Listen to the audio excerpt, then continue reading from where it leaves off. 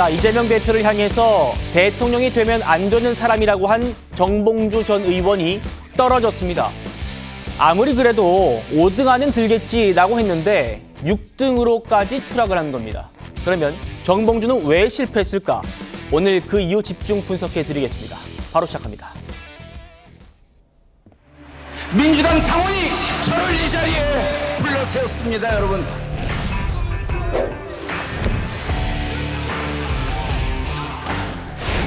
이재명 파리 무리들 암덩어리인 명파리를 잘라내야 합니다.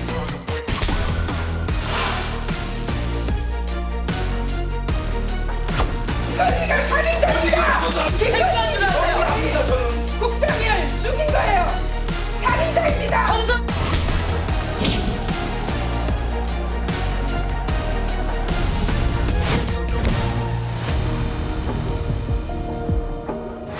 막말을 쏟아내며 친명 마케팅 경연장이었던 민주당 전당대 결과를 두고 우려가 제기되고 있습니다.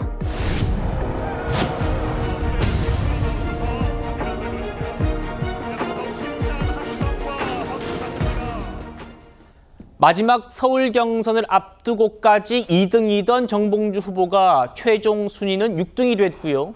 6등이었던 전현희 후보는 2등이 됐습니다.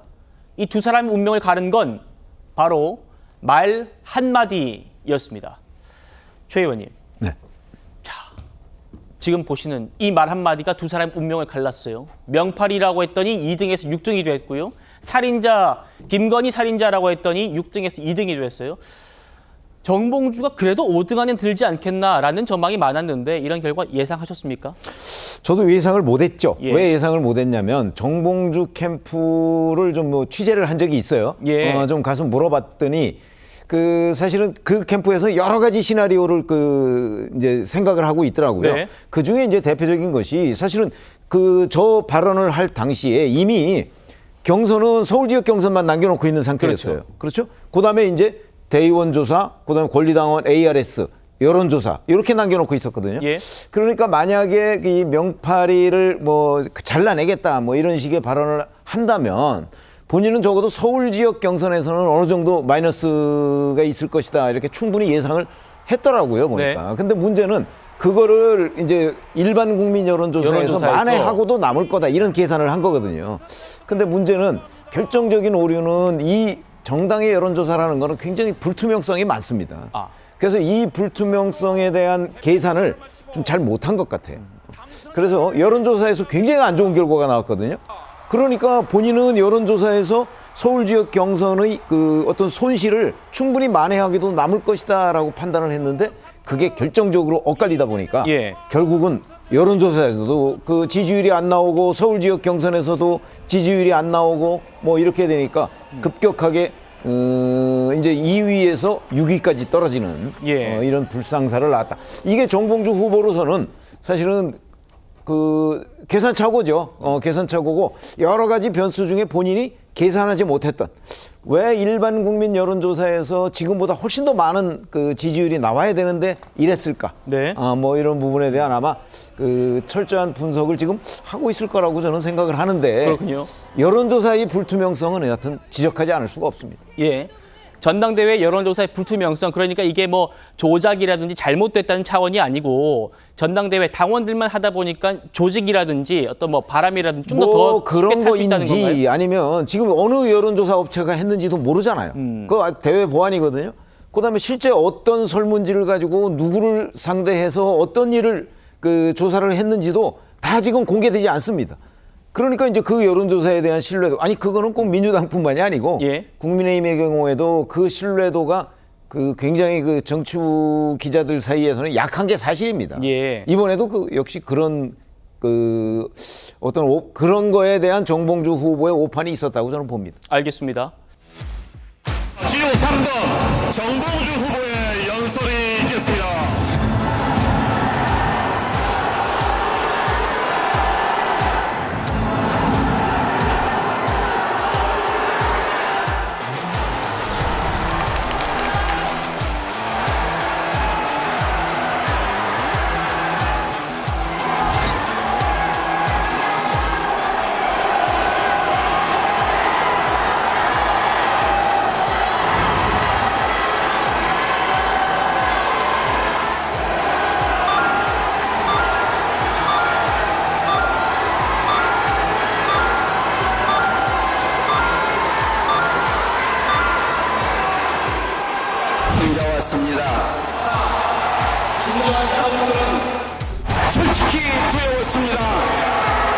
또한 피할 수 없는 일입니다.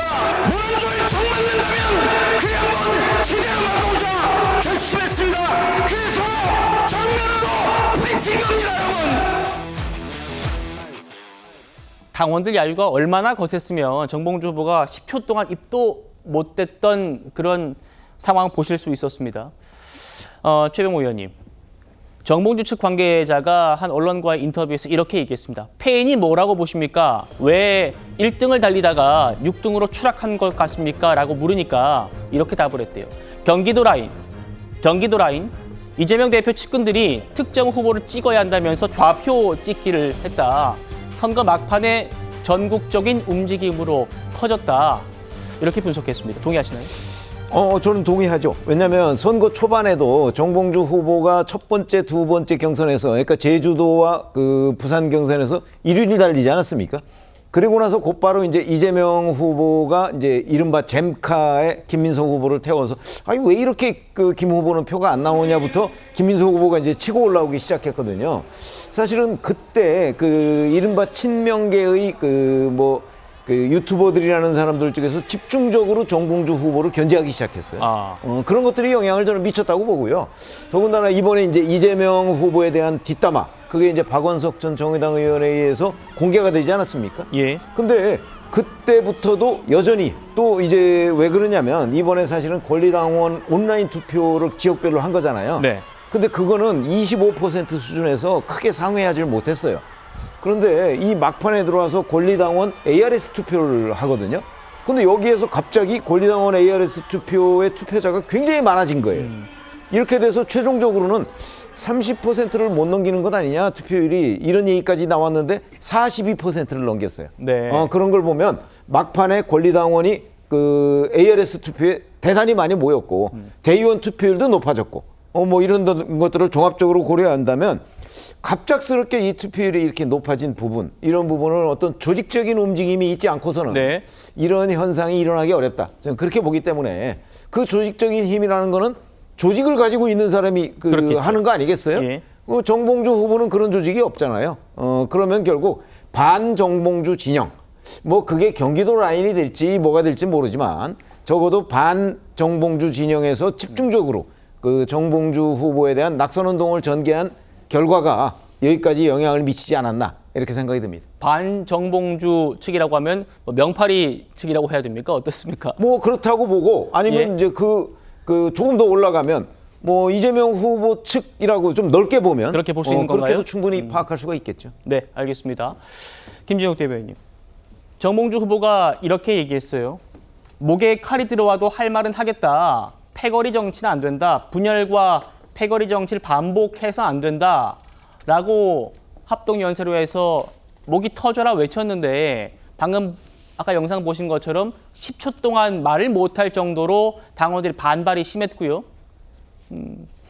결과적으로 본인의 패배의 원인을 이재명 대표 측의 경기도 라인의 조직적인 그런 좌표 찍기 아니었냐, 이렇게 분석도 하고 있습니다.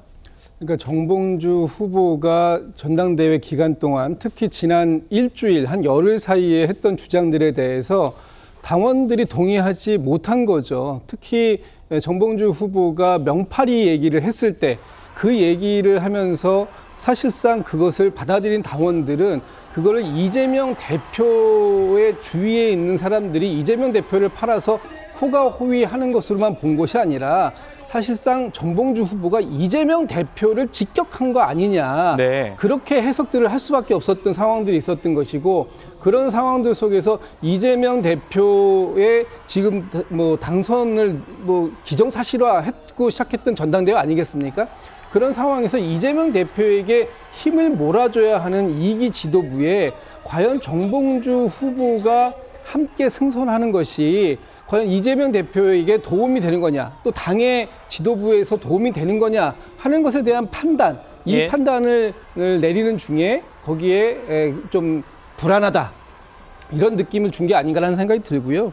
어쨌든 지난 한 열흘 전쯤에 이 발언이 시작됐고, 특히 서울에서 6등으로 급전직하하는 그 상황 속에서 어느 정도 예견이 이거 굉장히 위험한 거 아니냐. 마지막에 특히나 또 강성 지지층들에서는 정봉주 후보를 배제하고 다른 후보를 5위 안에 넣을 수 있도록 네. 후보의 투표를 좀 전략적으로 하자 이런 얘기들은 있었어요. 근데 그 당시에 나왔던 얘기 중에 그럼 누구를 찍어주라라는 이런 얘기는 전혀 나온 적은 없었거든요. 이제 제가 알기로는 그 정봉주 후보만 아니면 누구에게 투표도 좋다라는 식으로 얘기가 있었는데 네. 사실상 지금 2등부터 6등까지가 굉장히 박빙의 승부를 펼치고 있는 그렇죠. 상황이었기 때문에 이 상황 속을 누가 정리해주지 않았는데도 불구하고 6등에 있었던 이현주 후보가 5등으로 올라가는 이런 네. 상황들까지 연출됐다라는 그렇죠. 이게 나왔다라는 건